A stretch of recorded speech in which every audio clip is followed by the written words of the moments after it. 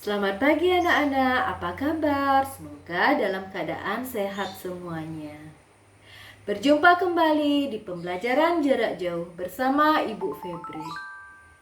Sesuai jadwal, hari ini kembali kita mendapatkan pelajaran bahasa Indonesia dengan materi struktur teks deskripsi. Struktur dan kebahasaan teks deskripsi. Teks deskripsi memiliki 3 unsur sebagai struktur pembangunnya. Struktur teks deskripsi. Adapun bagian-bagian struktur teks deskripsi, yang pertama adalah identifikasi, yang kedua adalah deskripsi bagian, yang ketiga adalah penutup atau simpulan.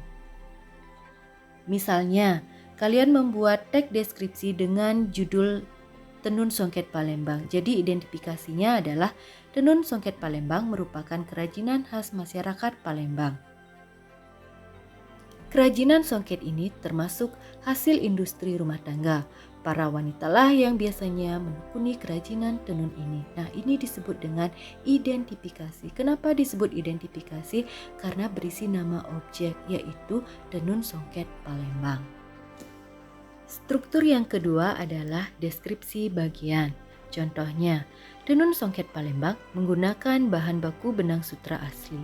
Sebelumnya, benang sutra diberi lapisan benang emas yang masih berwarna putih. Kain ini ditenun dengan cita rasa tinggi. Hasil tenunannya pun sangat indah dan etnik. Kain songket Palembang mempunyai ciri khas pada motifnya jika dibandingkan kain tradisional lain. Motif kain songket Palembang terlihat lebih rumit. Untuk menghasilkan kain songket Palembang, seorang perajin bisa menghabiskan waktu selama 3 bulan pengerjaan. Nah, jadi ini disebut dengan deskripsi bagian. Kenapa dikatakan deskripsi bagian? Karena berisi ciri-ciri tenun songket Palembang. Selanjutnya adalah kebahasaan dalam teks deskripsi.